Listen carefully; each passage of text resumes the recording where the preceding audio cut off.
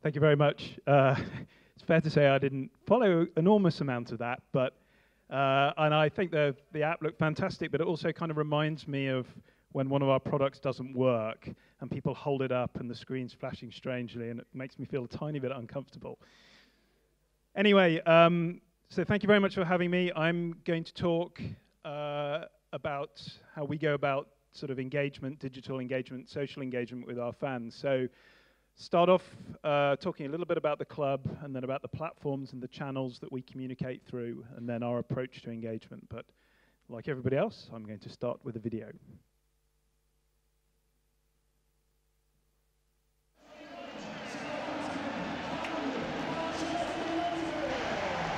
Here come the teams. Flashbulbs go off all around the stadium. And there is no doubt Old Trafford feels like it's had a whole new lease of life after a pretty dramatic summer.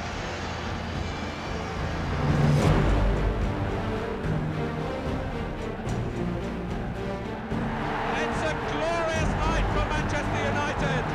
Into Sheringham, and Solskjaer has won it! Everyone eager to see the young men whose fame has run round Europe. Best again. What a player this boy is, he's got another! Scholes hits one! Oh, what a goal! But they've completed the most famous league and cup double in sport. Robinson saved it! United again! Yes! Yes for Manchester United! United are the champions! Rooney! Oh, wonderful! Headed down! Oh, Ibrahimovic!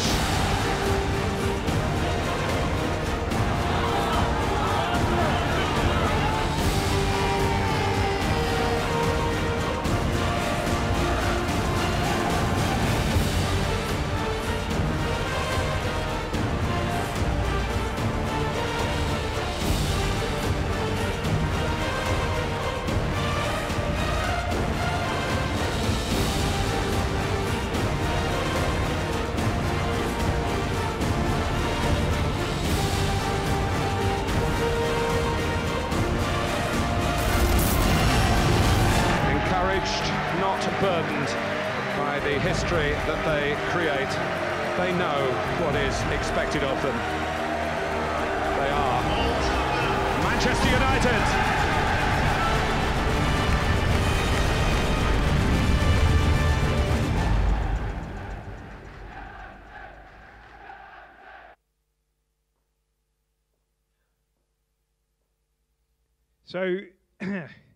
So making me chuckle to see there were some similarities with the FC Barcelona video earlier.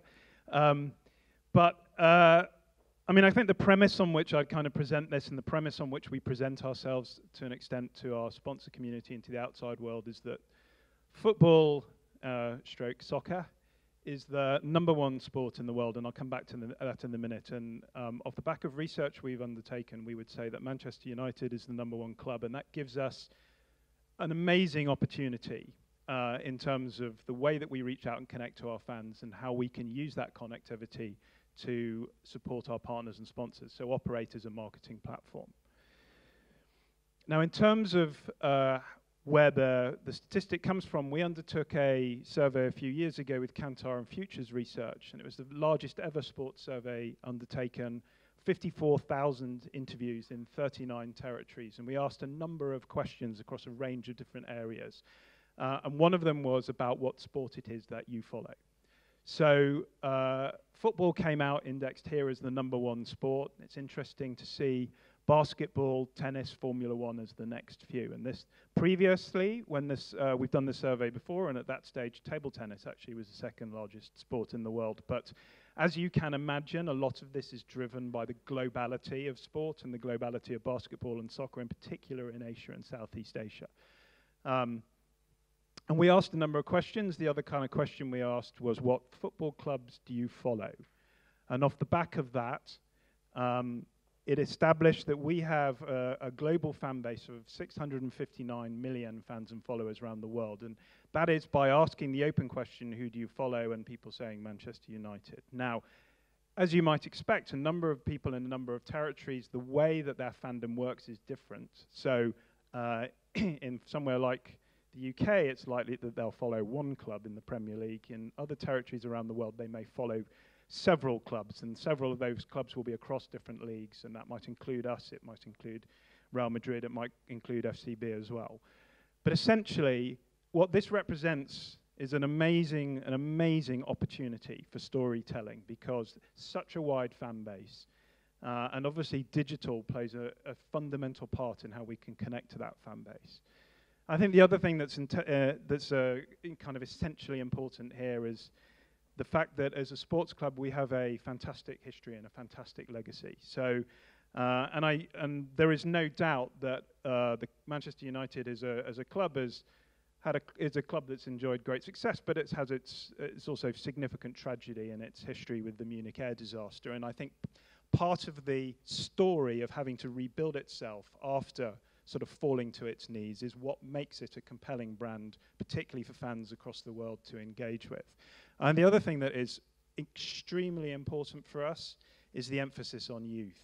So we have a world-class academy, and a youth academy player is featured in the first team squad for every game since October the 30th, 1937, which is a sort of fabulous achievement and reflected over the past couple of years by the emergence of some amazing players, particularly a fellow called Marcus Rushford, who appeared after somebody was injured in a warm-up. Nobody knew who he was, and he came on and scored in his first game in the Europa League, and then has went on to play for England in the same season and be one of the fastest young England scorers ever on his debut. So, incredibly important part of our story, a fabulous global fan base and an amazing history and a legacy. And so for me, and I look after all of our kind of media channels, and particularly the storytelling element of that offers a fabulous opportunity. So just to set the scene, I mean, obviously, as we talked about, we use a kind of variety of different ways to connect with our fan base. And I think one of the points here is we live in a slightly crazy media world, and a world where there is, particularly with this brand, there is so much noise, so much speculation, so much discussion about it, that we have to be quite careful about how we present ourselves as the brand and what our remit is in that. And so at the heart of it, our story is official and it's accurate. So we are the point of truth in a world that is mostly devoid of it in the speculation about the club. And then the other opportunity for us is essentially the proximity we have to the biggest asset, which is the players themselves. And that's what our fans and followers want to know about. So being able to open the door on the behind-the-scenes access and to be entertaining means that for us, we need to become the ultimate destination for fans and followers if we want to leverage the opportunity that this connectivity gives us. And in terms of content production, I mean, we're a fairly substantial media business for a single sports club. So we have around 85 people in the media business, and we have our own linear TV channel, MUTV. So we produce TV, digital video content. We have our own photography team. And interestingly, when we talk about engagement, it's interesting how often photography isn't mentioned. And we're talking about innovation here, but images are about the most engaged with content. And having a fantastic in-house capability is really important, and writing. And writing is also extremely important. And when it comes down to it, even though we are using incredibly sophisticated tools and platforms, we rely incredibly heavily on core journalistic, editorial, and creative skills. And then obviously the platforms that we use are traditional. So we have our own, as I've talked about, linear TV channel, MUTV. That's available in the UK and Ireland on subscription, but we syndicate it globally, and we launched our own OTT digital proposition, an app in February this year. It's available in 170 countries globally. So we also have a website. We have a series of kind of mobile products, but not in all markets in the world. So strangely, in some of our biggest markets at the moment, you can't access a mobile app. And then obviously we work extensively across sort of social media. And one of the side things here is that, like every organization, we've been reflective about where we need to get to digitally, and we're undertaking a fairly substantial project to rebuild absolutely everything. So we have a digital transformation partner who's doing everything in all our back end and all our front end re-engineering.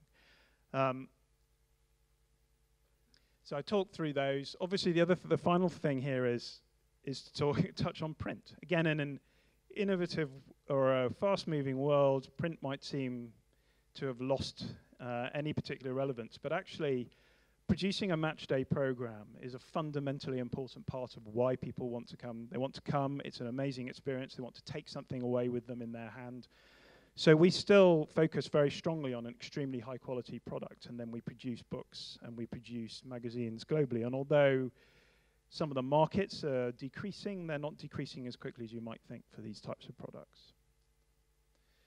Now, I touched on, obviously, the kind of massive reach, and I think this is one of the areas where, if I talk about digital engagement, there is no doubt it is driven by the power of the kind of broadcast penetration of our matches. And so this is riding off the back of the distribution of Premier League live rights.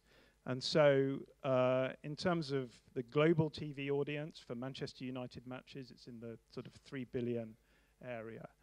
And according to the research that we've undertaken, that means 80% of the world's households can access Manchester United matches, which is kind of astonishing. But at the same time, I see that one of our in the digital side, one of our main objectives is to leverage that connectivity. So in terms of our social platform base, we're on 11 platforms. We communicate in 20 different languages. And we're just under 140 million connected social followers, which, again, is a kind of eye-watering number, but one that still represents sort of a massive opportunity and I think a gift for us. And this is just a breakdown of the platforms that we're on and the sort of scale and reach of those platforms. I'm not going to run through all of them. Facebook's the biggest. We're actually, and this is kind of peculiar for our brand, but we're actually very slow to move into social media. So probably the last of the major football clubs to move onto all of these platforms, the last Premier League club to go onto Twitter. Sounds like a weird thing to acknowledge, but it's a nature of the brand that we are not an inventor. We tend to stand and watch and look at how things play out in the market and then ask ourselves the question how we can go onto them, but go onto them in the best way that we possibly can and potentially learn from the mistakes that other people make. So the other thing is, I've talked a lot about followers, but if anyone here is involved in social media, you'll know that the whole emphasis is switching from the follower base to how engaged your followers actually are. So we undertake a kind of continual sets of research into comparing ourselves to other brands, to other leagues and everything like that.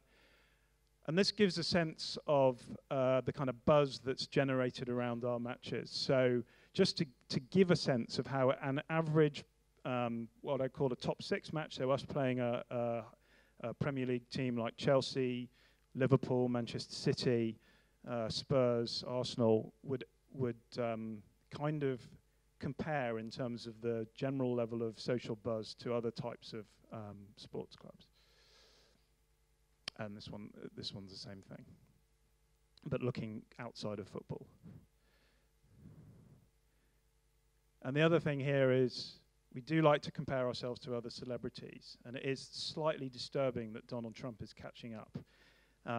But it is also quite hard work to keep pace with him in terms of the way he operates. But just to, again, give a sense, I mean, we're the 21st largest Facebook page and the largest from the UK, and it kind of throws us a challenge. And the challenge is, as I said before, how can we convert that connectivity into something that is valuable for us and for our fans? So as we talk about engagement, and I see I've sort of talked about this, our challenge is very much about positioning ourselves in a world where there is an awful lot of noise about Manchester United. So we work very closely with our partner Adidas. Adidas is an enormously innovative and creative organization. This is an Adidas video that they put together around a time where there was an awful lot of speculation about us signing a French player. Shut up, man. talk about me, you better hashtag problem. Hashtag problem. Adidas crepes, don't ask what I got them. Don't ask what they are, don't ask if I caught them. I go half of my team, I go half of my squad. God's rock is the only power man fear. Couple skeng man and shower man here. Shower man down and my shower man gear.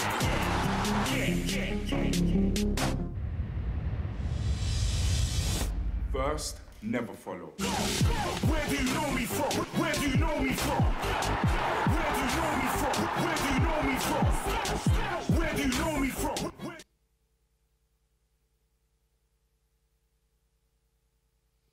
Okay, so what I think is interesting about that is it probably goes a little further than we might with some of our own productions in terms of sort of finger poking at the amount of noise that's made up about us. But what I really wanted to sort of pause on a little bit here was how we internally go about trying to build engagement. And for us, I think there are three key sort of areas here. One is understanding fan behavior. The other is the tools and the technical capability that we need. And the third is the sort of person capability. But in terms of understanding fan behavior, the way that we work is looking at it as a series of building blocks. And the building blocks are pretty simple, but it's about understanding why it is that people are fans of sports clubs. And obviously the first one is identification. So that is that people want to align with a common goal, a sense of belonging, and so on. Second is participation, and this is completely obvious. It's literally being part of the crowd and being able to share experiences.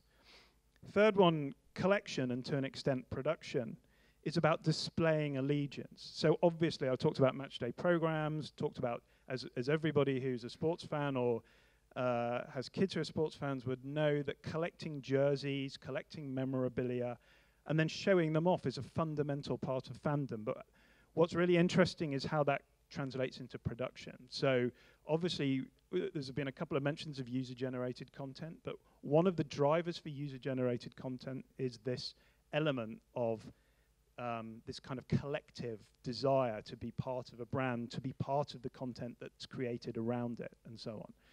Obviously knowledge. Knowledge is incredibly important, and you can see that I think the US sports, in particular US sports leagues, have been the leaders in providing extensive amounts of knowledge to fans who use it as a badge of authority. And that's why outside of sports performance, but in the environment of sports communication, statistics is so important. It is because it becomes part of the collateral that fans use to compare their fandom to one another. And then finally, interaction. And obviously that's interaction at a number of different levels. That's fan to fan, that's club to fan, that's fan to club. All of them fundamental building blocks. And when we look at what our strategy for engagement is, we need to align with each of those types of building block.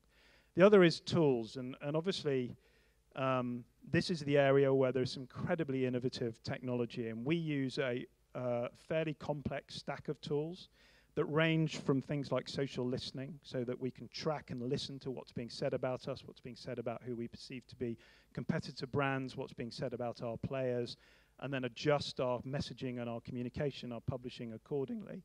But then there is also, as you might expect, tracking and analytics tools. So we use a range of tools to track off our own platforms, things like image distribution, sort of image recognition, visual recognition of certain types of thing. And then on-platform analytics, which is enormously important. So that's using social platform analytics, that's using third-party tools to measure behavior on social platforms, and it's using a set of tools to measure engagement on our own platforms. And then the final piece there is the ability to test, and that is fundamentally important, because I've talked a bit about the scale that we have, and to some extent it's a gift. And I think what I often ask myself and I ask the team is, we have an amazing gift. But what we have to ask ourselves, or pat ourselves on the back for, is not how big we are, but how better we are as a team than any other group of people who have this gift. And so being able to optimize what we do is essentially important. And having the tools to allow us to do that is essentially important. And the final one is capabilities. And obviously that's the capability to aggregate data. But as everybody here will appreciate, we live in a very data-rich world, and it's far more challenging to extract insight from that data than it is just to produce spreadsheet after spreadsheet after spreadsheet. And so just to give a sense of it, I mean, we're a relatively small organization, our media business, but we have a team of 5 analytics, dedicated analytics and digital optimization people within a content creation organization, and that team's growing. It's extremely important to us. And so how does that reflect in the way we work? Well, obviously we try to meet fans where they are, and that means we have to go to the platforms our fans live on. We live in a world also where kind of a lot of people will say, well, you've got to try and pull them onto your own platforms. And the answer is, people behave in a way that they behave. So we need to go to the tools and the platforms and the areas that they are. And then we need to story tell to them in a way that resonates with those platforms. So our approach to every single platform we communicate on is completely different. And then our objective is to create conversation as far as possible. I mean, we're not completely immersed in conversation. We don't engage quite as directly as we could with some fans and some influencers. But what we want to do is make our engagement interactive and to give people reasons to come back to us and reasons to share with us. And again, I talked a little bit about the languages we operate in, and it's really important in the majority of cases that that's localization, not translation. So it has to be speaking to fans in a voice that they understand, but in a culturally appropriate voice as well. And obviously that we're producing content that reflects the platforms and the tools and the channels that people might consume it on.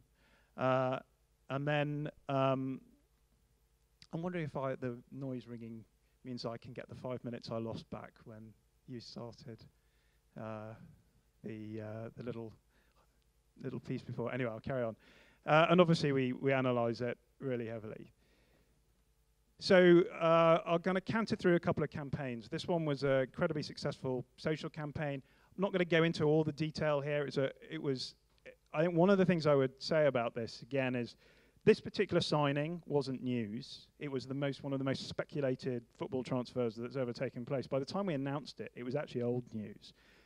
But we were tapping into one of the fan behaviors, which is about wanting to align with us and basically pump your fist. That's why player signings are incredibly big social events for football clubs.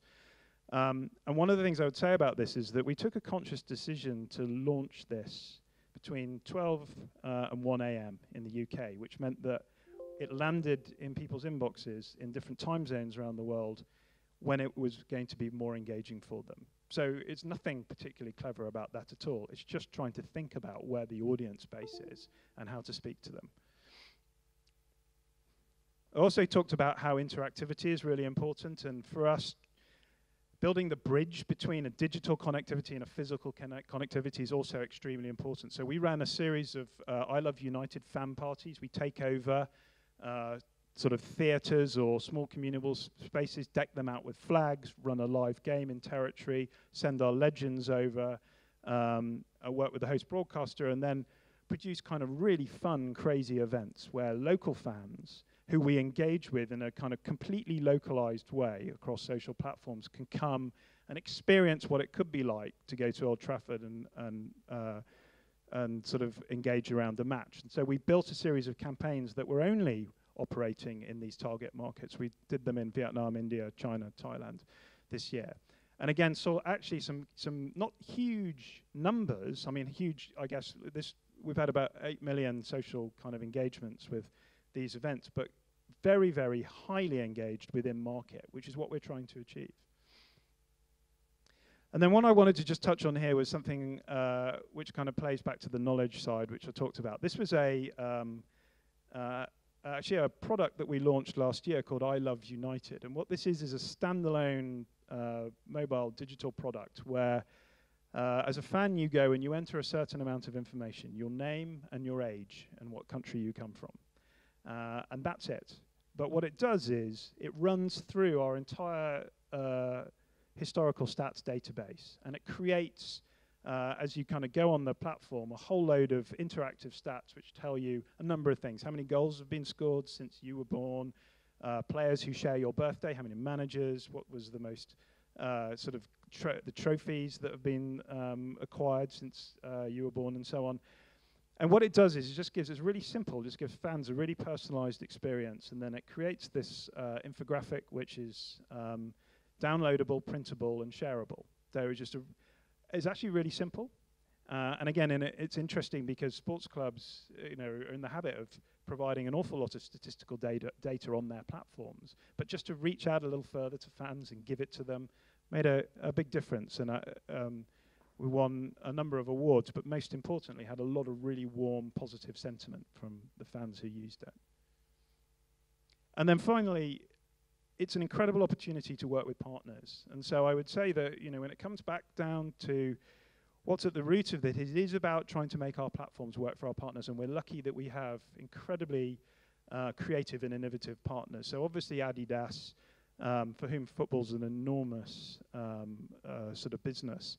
We launched our kit with them in Shanghai, but then we've got kind of the bottom picture here is players playing FIFA 17, EA Sports, one of our partners, and a video of players playing on FIFA 17 is our most viewed partner video that we've released this season. The one that's slightly hidden is our partner Chevrolet orchestrated a proposal at Old Trafford. So that is a guy proposing to his girlfriend who he'd enticed there, offering her a tour of the stadium, and then he proposed, and somewhat shocked, she said yes. And it actually is the most engaged with non-football piece of content that we've produced. And then finally, that one of Pogba there is just, we launched a partnership with Deezer, the music streaming service. And again, interesting partners in a digital environment to work with creates very engaging campaigns. So I'm just going to finish off with one final video.